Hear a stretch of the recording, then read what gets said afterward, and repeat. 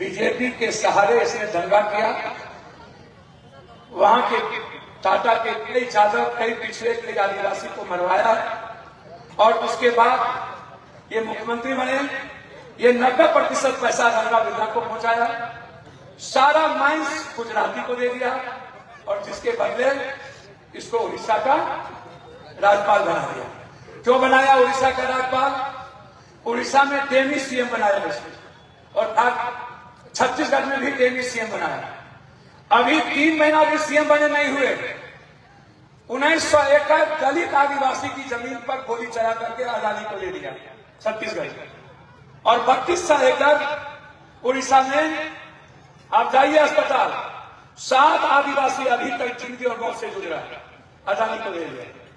इसकी लड़ाई झारखंड की नहीं है, इसकी लड़ाई झारखंड के आदिवासी दलित विकसित पिछड़ों को मारने के लिए। दूसरी बात मैं आ रहा हूं, आपके 5 मुख्यमंत्री का कोई एक काम। नरेंद्र मोदी जी, आप 11 साल सीएम रहे, आपके पहले मनमोहन सिंह जी सीएम थे, पीएम थे, आप अभी सीएम हैं, पीएम हैं।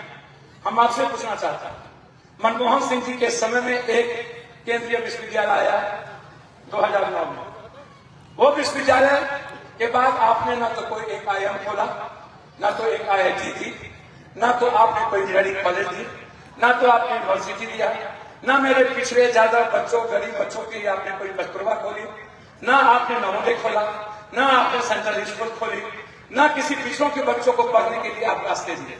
आइए दूसरी बात, आपके रीजन में 58% लगभग फैक्ट्री बंद हो गई, लगभग, और सारे माइंस गुजराती कब्जा कर लिया।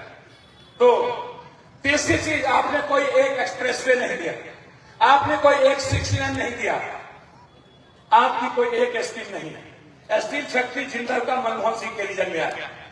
आपने लगभग 7,32,000 मजदूर को आपने बेघर कर दिया, लगभग 1,86,000 पढ़े लिखे बेरोजगार लड़कों को आपने नौकरी से निकाल दी 11 सालों में।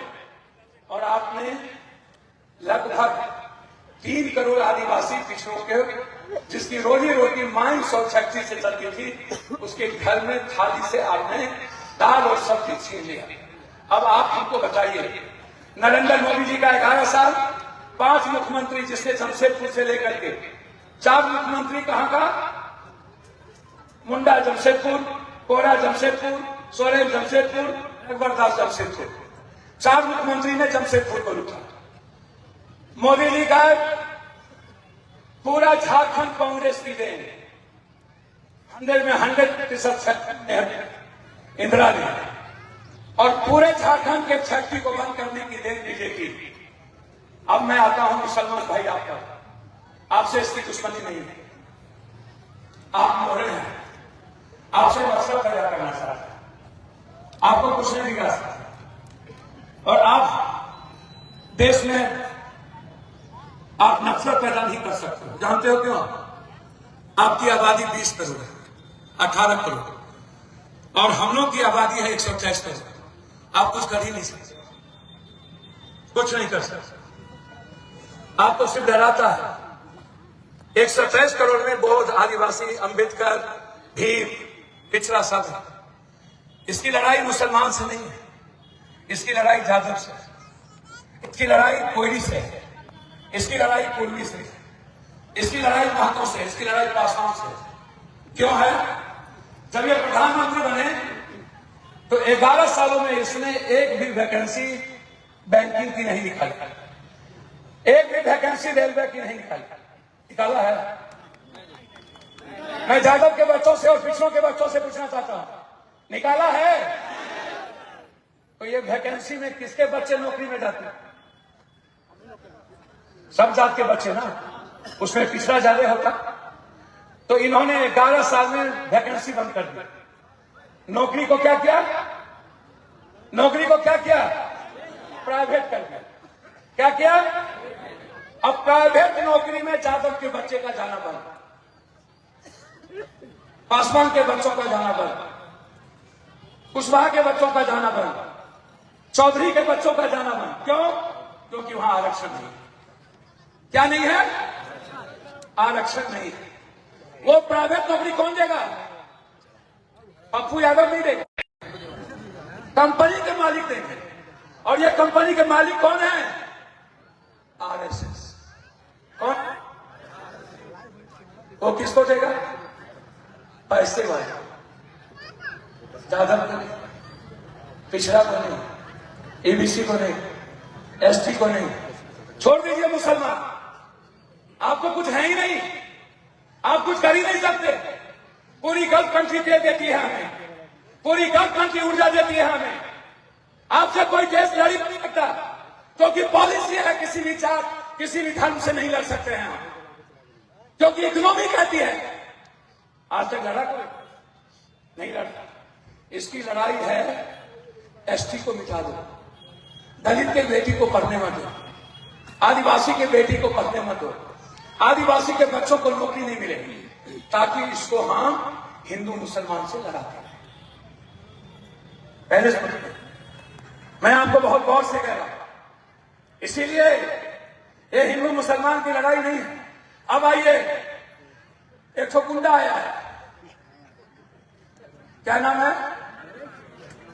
इससे भड़का चोर कोई नहीं, और इससे भड़का डरपोक को कोई नहीं। इसका बाप दादा हमसे लड़ा है, ये क्या लड़ेगा? अरे इस ताली में बजाएगा ऐसे ऐसे गुंडे पर। दिल्ली में हम सदन में अकेले भारी रहते हैं ना, किसी का चलता है नहीं ना।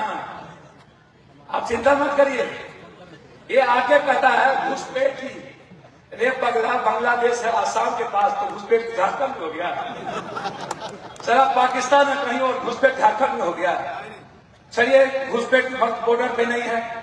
दूसरी बात, मोदी जी 5 मुख्यमंत्री आपके पास, 23 साल सरकार आपकी, 11 साल पीएम आप, एक भी घुसपैठी का नाम नहीं बता पाए।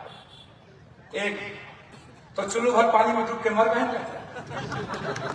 जिंदा कहे आप लोग। जब एक तो घुसपैठी को आप बता नहीं सकते हैं कि 56 इंच सीना इधर चला गया, जाइए ट्रंप की नौकरी करिए, कहां चला गया? इसीलिए याद रखिएगा, कोई घुसपैठी नहीं, बस इसके पास कोई मुद्दा नहीं है, नफरत पैदा करता है, सिर्फ बताता है पीछों की लड़ाई न लड़ लेना, आप अपने अधिकार की बात ना करें। तीसरी बात, अब आता हूं नजदीक, 2 बात आप कहते हैं, मैं उस पर आऊंगा, सहारा पर भी, फैक्ट्री पर भी। अब आइए, 5 मुख्यमंत्री ने आपको लूटा, आपके इलाके में सबने लूटा। हेमंत सोरेन जी आए, कांग्रेस की सरकार है, उनको मरवाने का प्रयास किया जेल में, मार देता उसको, हम लोग नहीं होते, आवाज उठाए, राहुल जी नहीं होते तो मार दिया जाता, हेमंत जी नहीं बचते। आज 2 दिनों से इनकम टैक्स का रेट चल रहा है, हमारी बेटी बीबी के गहने खुलवाए जा रहे हैं, तो चंपा सोरेन के खिलाफ लड़ रहा है, उसके घर में इनकम टैक्स का रेट, उसकी पति को इतना बेइज्जत किया मैं बता नहीं सकता हूं। परसों जेवर उतरवा दिया, ये इनकम टैक्स वाले। क्या आप चुनाव लड़ने के लिए मेरी मां बहन को बेइज्जत करोगे? मेरे घर में ढुक के मेरी बेटी को अपमान करोगे?